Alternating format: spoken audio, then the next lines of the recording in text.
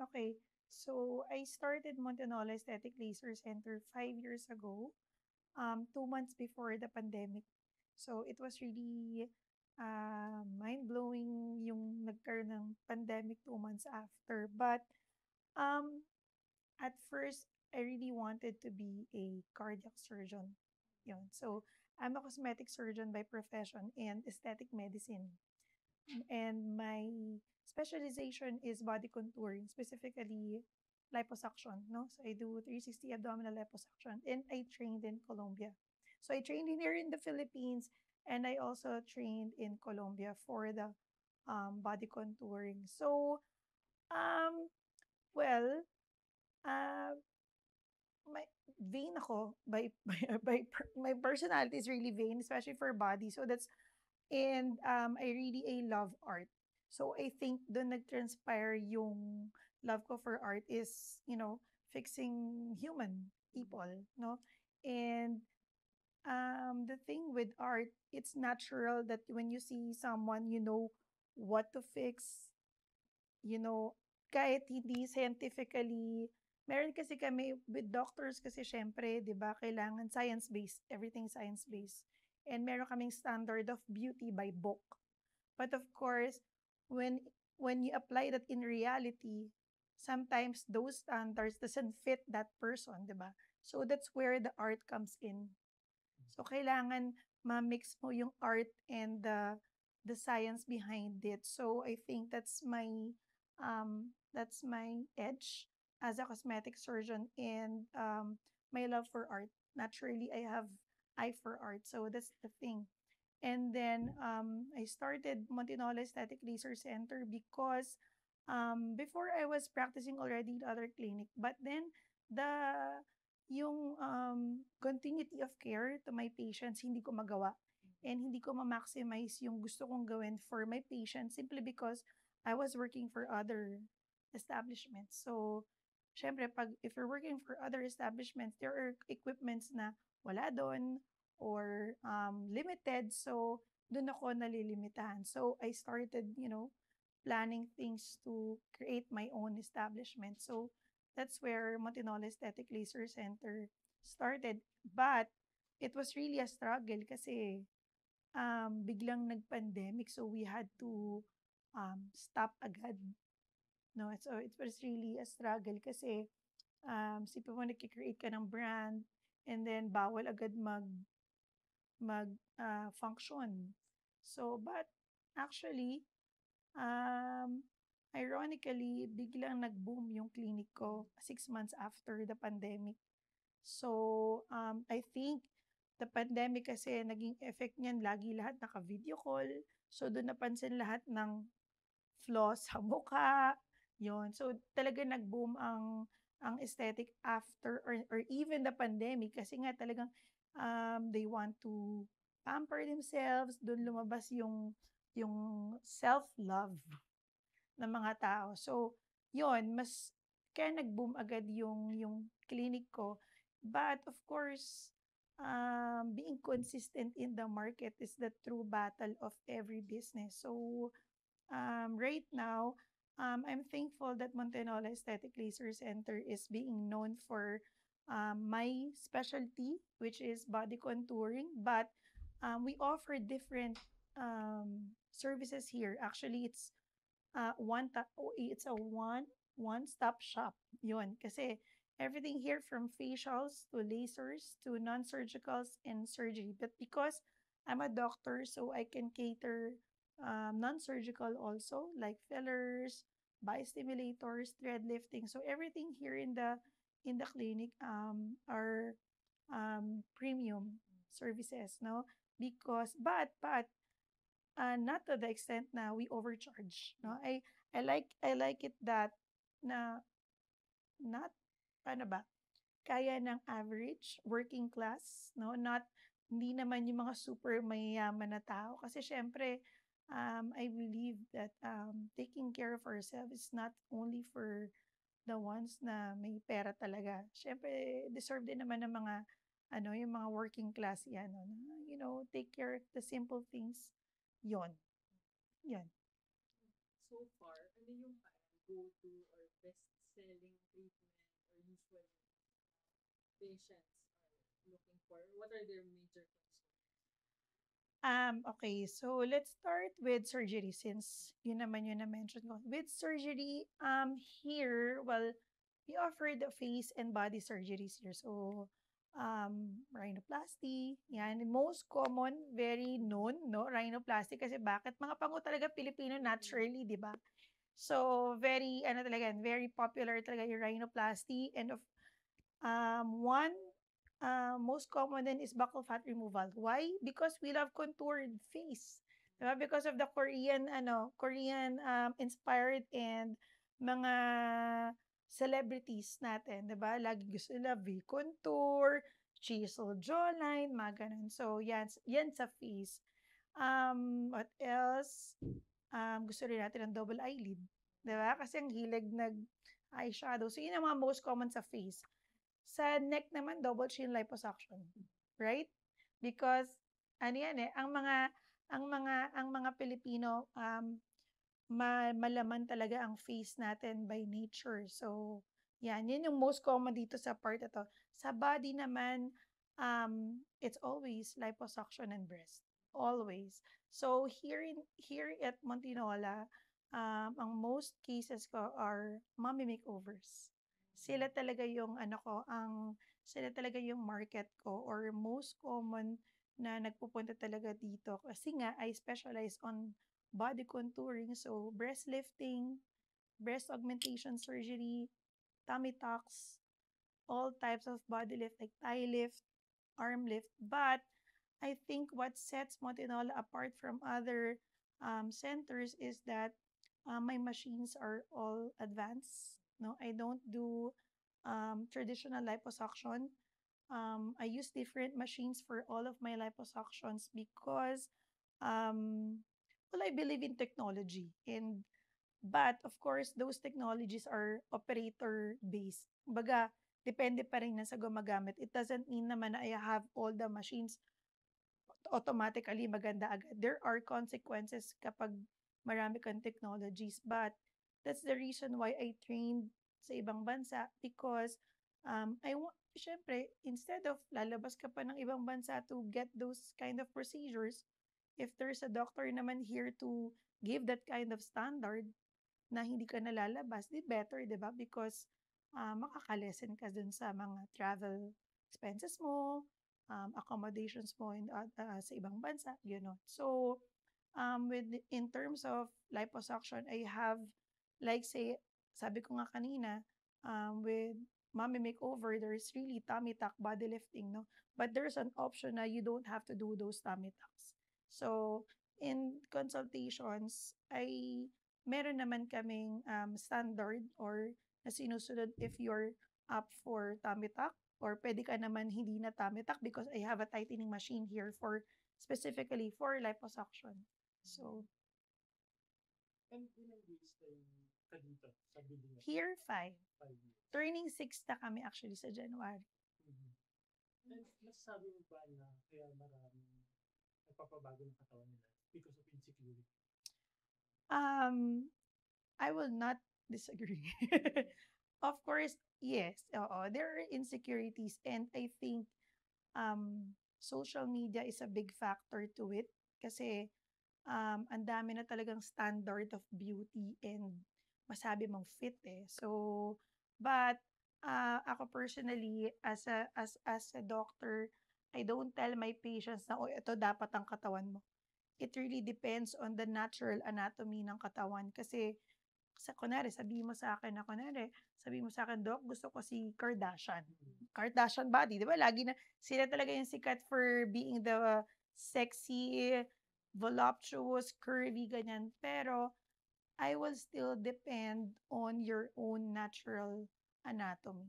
Kasi, um, there are things na kahit surgery na, hindi na kayang gawin, 'no? So, we have to respect the natural anatomy of the body. Pero sinasabi ko sa patient na, "Oh, hanggang dito lang yung puwedeng gawin natin sa katawan mo." But ang lagi ko naman gina-guarantee sa patient, hindi natin tatapusin yung surgery ng hindi ka magiging happy or hindi magiging both happy. Kasi I pra ako, it's always been my practice that hindi ko gagawin 'pag hindi ako magiging masaya sa surgery. Kasi siyempre dapat both happy ang patient and doctor. So, You mentioned kanina po yung mga makeovers. Does it mean na yung mga nanay ngayon, na-accept na nila na pwede pa rin tumanda na maganda? oo naman. Your thoughts on this? Oh yeah, I really promote self-love especially for mommies. Kasi alam naman natin ang mga mommy, marami na silang pinagdaanan na stress in terms of getting pregnant, being pregnant, after pregnancy, so and even taking care of the children. So I think sila yung pinaka-deserve talaga ng um, mommy makeovers. And yes, kasi to be honest, ako nung hindi pa ako doctor, sabi ko talaga, grabe naman yung mga tao gumastos sa pagpapaganda. I mean, they're really people na spending so much. Nung doktor na ako, dun ko naintindihan na there is psychological effect. That's why people are coming back to an aesthetic clinic at nagpapaganda sila because there is happy hormones giving to them na hindi nakikita yun ng tao. Ang nakakaramdam lang nun is yung nagpapaganda, yung nagpapaayos. So, yeah, I have a lot of patients na after ng surgery, mas happy sila, mas they feel so confident, and you'll see the natural happy kapag after ng surgery. As in, nagbo-bloom talaga sila after. And there are patients na nabubuntis pa ulit. Yes. Eto, yun talaga. Lagi ko yan na, ang dami ko ng pasyente, pagkatapos ko operahan, nabubuntis na mga asawa nila. So, ibig sabihin, happy din yung husband. So, yeah. Speaking of that, do you have more female patients than male or marami na rin? Or nag-boom din ba ang mga? Oh, yes. I have male patients. And they are not gays. They're really men, straight men. And natutuwa ako kasi I get male patients already. So, ibig sabihin, hindi na siya taboo even sa lalaki. Kasi ang vanity, normal yan sa babae. Di ba? Vain talaga naturally ang babae. Pero sa lalaki, para mag-ayos sila, I love it. Kasi, ibig sabihin, they're already embracing the fact na, you know, they have to they have to ask for science already na hindi lahat kaya ng natural. Oo. So, yes, especially for um, sa mga lalaki, most are either contouring of the jaw and sa body because Sa abs. yes, I create abs kasi from liposuction. So, yeah, I can create abs, contouring, not just, bawas taba, hindi. Nagkaka-create ako ng abs through my creation. So, yun yung most of the time na nire-request sa akin ng lalaki. Curious lang ako, no, for people who are interested in liposuction, ano yung mga common misconceptions na gusto mo i-correct? Or may idea na kapag nagpa-liposuction, totoo ba na parang mawawala na talaga yung fat cells or malilipat sa ibang parts? Okay, so number one, most common is permanent na daw ba ang liposuction? Yan, lagi yan tanong sa akin, Dok, hindi na ba ako tataba? Which is wrong. Very, very, very, very wrong notion yan. Kasi, pag nagpa-liposuction ka, fats always depend on how much you eat. So, meron tayong tinatawag na fats in the skin, which is yung sub-Q fat, yun yung nilalipo. Meron tayong tinatawag na visceral fat, those are the fats within our organs. Yun, hindi natin yun pwedeng galawin. So, hindi ka man tumaba sa skin, pero tataba pa rin yung visceral fat mo, so lalo mo pa din. In terms of other areas naman na wala naman visceral fat, na puro skin lang, kunwari nilipo ko kunwari naglipo ako ng arms, no? In terms of pagbilis ng taba, mas mabilis tumaba yung part na hindi nilipo. Pero, tataba pa rin yung part na nilipo, but slower. Because, scarred na yung skin doon. So, hindi na masyadong nade-depositohan or mahirap mag-deposit ng fat. Pero dun sa normal tissue, dun sila mabilis lumaki. So, that's why, yung sinasabi ng patient na pupunta sa ibang area, I think because nakikita nila mas mabilis lumaki yung ibang part kesa dun sa nanalay po. Slower yung mga. Yes, oo. So that's the clear explanation for that. And then permanent, no, liposuction is not permanent. It will always depend on how you can maintain the procedure kasi kumbaga it's just a fast solution to it, no? Kumbaga lagi ko sinasabi sa mga patient, it's a jump start. But you have to maintain it. Kasi there are patients na 2 beses ko na na-lipo, no? Pero lagi ko sinasabi sa patients ko, kung lalipohin kita ulit, pwede bang ibang part na lang? Kasi ayoko rin ng lipo ng same area kasi bakit yung quality ng skin nasisira. Yun. And another um uh ang tawag doon, wrong misconception is yung sinasagad. Yung 'pag sinabi sa akin ng patient na, "Doc, tanggalin mo na lahat." Para snatch. Oo, hindi po puwede yun. Oo, hindi puwede yun. Why? I always tell patients that the quality of the skin is coming from the fat layer of our skin. Nandun ang yun ang yun ang nagbibigay ng magandang color ng skin natin. That's where the nutrients are. So, 'pag tinanggal mo siya lahat or talagang pinasagad mo, mamamatay yung skin. So, kung makikita niyo may mga nasa media or nasa social media na yung itsura nila is dark after liposuction. So, that's well, I cannot tell for other procedures, but most common na nagiging result nun is over liposuction. Kasi nasisira na yung blood supply nung skin na yun, kaya siya nagda-dark. So, yung iba, sinasabi na laser lang, laser lang, laser lang. But no, you have to you have to do nano-fat there para mabuhay ulit yung skin. No laser cannot whiten those parts. Doc, yung filler trend sa mga artista, your thoughts on that? How much is too much para sa mga over-filler?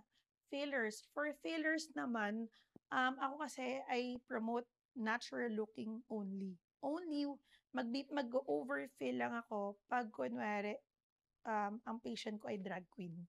Yan, kasi it's their branding. Pero pag talagang normal people naman, no, I only promote natural looking fillers. So, overfill is like say you do fillers 2 to 3 times in a year. Yeah, because fillers of other or you deviate from your natural beauty. That's overfilling. Kasi fillers is meant only for restoration of volume. Ano lang, magmukhang youthful lang dapat ang face. Pero pag nagta-transform na yung itsura mo into someone else, then that's overfilling. How young? Parang ano yung youngest age? Na nagawa ko. Oo, parang pwede magpa-lipo, Ah. magpa-rhino. Okay. For medium surgeries like bleph, buccal fat removal, rhinoplasty. Rhinoplasty is as early as 16. Pwede na. As early as 16. Yung diaper.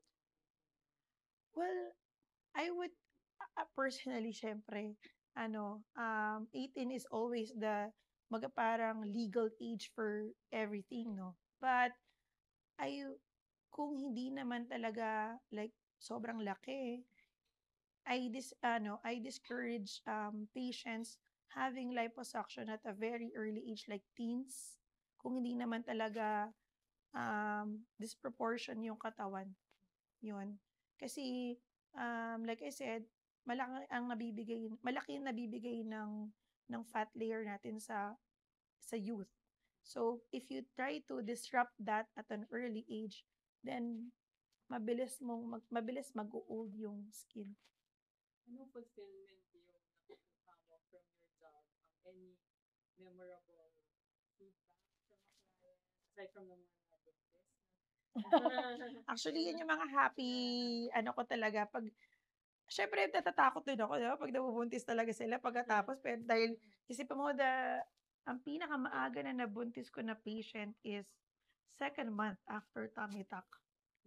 Nabuntis siya agad ng asawa niya. Tummy tuck pa naman, Oo, yeah. sinisi-stretch pa. Yes, pero okey naman sila. Okey pa naman yung ibig sabihin matibay yung pagkakagawa ko dun kasi hindi yes. Most memorable, wait lang. Siguro may life-changing, even sa acne, 'di ba? Oh, yeah. You get confident. Oh, actually, like I said kanina, very yung psychological effect sa kanila, yun talaga yung pinaka-fulfillment ko kasi yun yung hindi ko naiintindihan dati na bakit may mga patient na ang mahal-mahal pero gumagastos talaga. Yun pala, they get that good feeling of themselves na ang ganda-ganda nila. Kasi 'di ba beauty is subjective, eh. Ikaw ang makakapagsabi kung maganda ka or hindi. Pero yung makita mo sa sarili mo yon na you're beautiful, you're sexy. Kasi ang sexy naman doesn't mean kunwari, I may be sexy to you, I may be not sexy to him, 'di ba? So depende pero yung masabi mong sa sarili mo na sexy ka, ano yun, eh, that's self-appreciation. And that for me is fulfillment for me kasi masabi mo sa sarili mong maganda ka, pogi ka, ganda ng katawan mo, then you don't need anybody else to give that compliment, 'di ba? Pero memorable, ang dami ko kasing may mga patient ako umiiyak pagkatapos. Sobrang Oo, 'yun. May mga patient ako na, umiiyak sila, they will message me na very very life-changing yung ginawa ko there's this one patient pala, sorry. Um, nasira kasi yung katawan niya from other center. So, this is one of the hardest, um, case for me. Payat 'to, pero ang hirap talaga ng case niya, as in.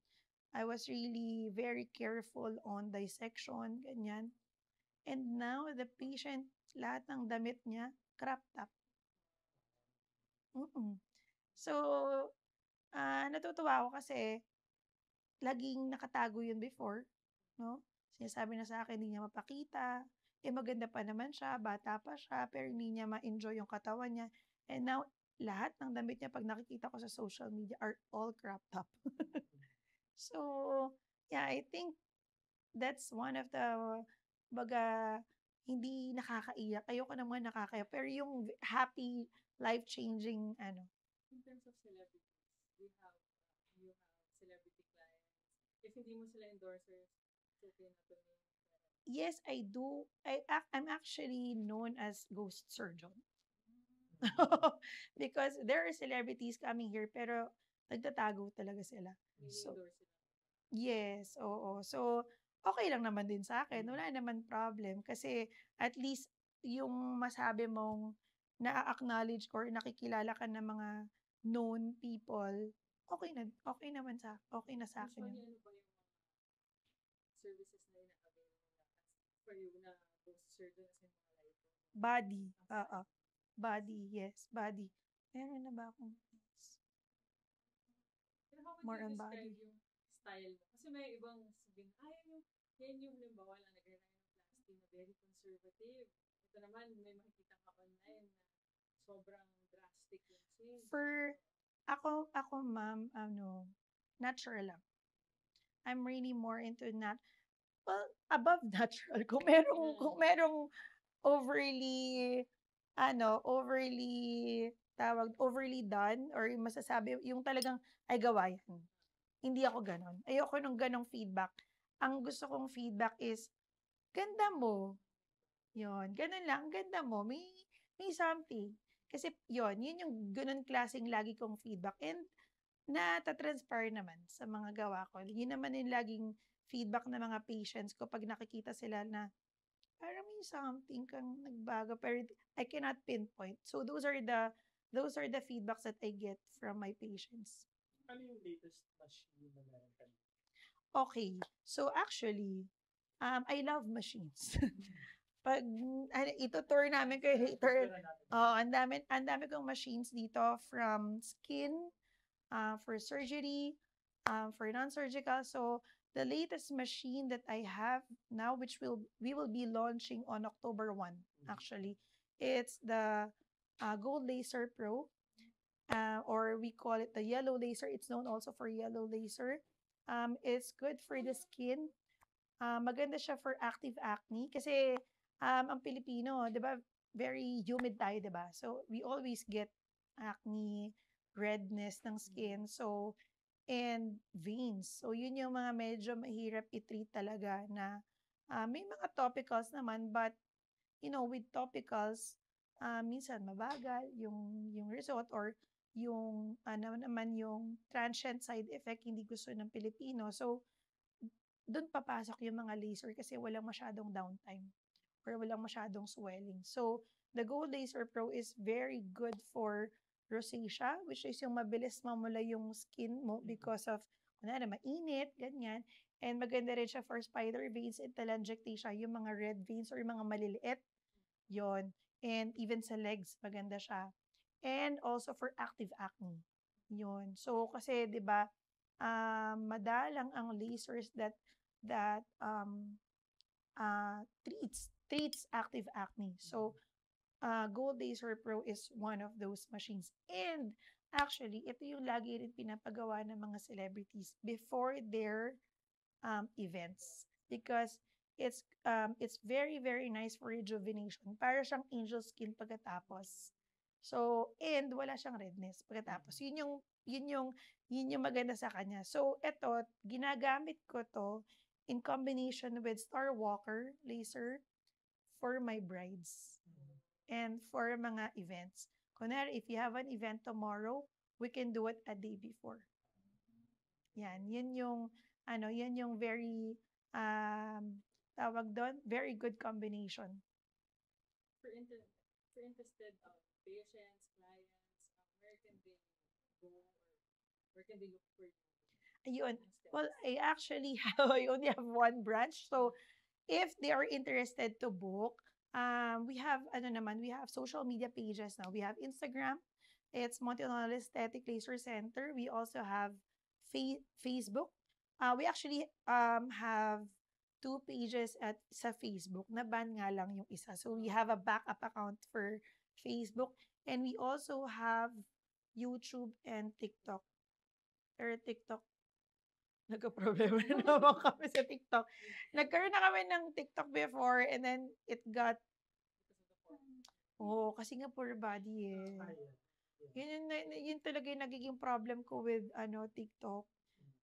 Lagi kasi ako may body. So, ngayon, sinuspend na naman nila. Ayun. So, social media. Sa social media po, yes, we have back office naman. They will be entertained right away and the social media will forward it to our front desk and then they will be the one to set the scheduling. Do you plan to expand? Of course. Yes, I'm actually eyeing on expanding on 2026. Yan. So, yeah, kasi ang dami na rin nag-request na, nearer to their place, mga ganon. So, yes, we're planning. Right now, you're the one you're handling the consultation. Oh, yes. Yes, yes. All consultations are, with me. Dok, bakit pala ito yung area mo na pili? Oh my gosh, ang hirap sagutin ito. Why not BGC? Why? Okay. Well, ba't ka ba? I want it residential. Parang naisip ko lang from a consumer point of view. Parang since this is parang pampering session, 'di ba? So kapag ikaw nasa bahay ka and there's a nearer place na pwede ka naman pumunta rather than going to the commercial area, syempre pupunta ka dun sa nearer sa'yo, tapos mas malapit pa sa'yo. So, parang it's like nilapit ko yung clinic sa residential area. Para sa mga busy na tao, 'di ba? Gusto mo ng sobrang ka-busyhan mo, 'di ba gusto mo minsan mas malapit sa'yo rather than going to other areas. But, okey naman. Actually, thriving naman yung area dito. But of course, on the business side, siyempre mas maganda pa rin sa mga commercial area like BGC. Business expansion. Yes, oo. Actually, I'm eyeing on 3 cities. So, iniisip ko pa kung saan. Thank you, Doc.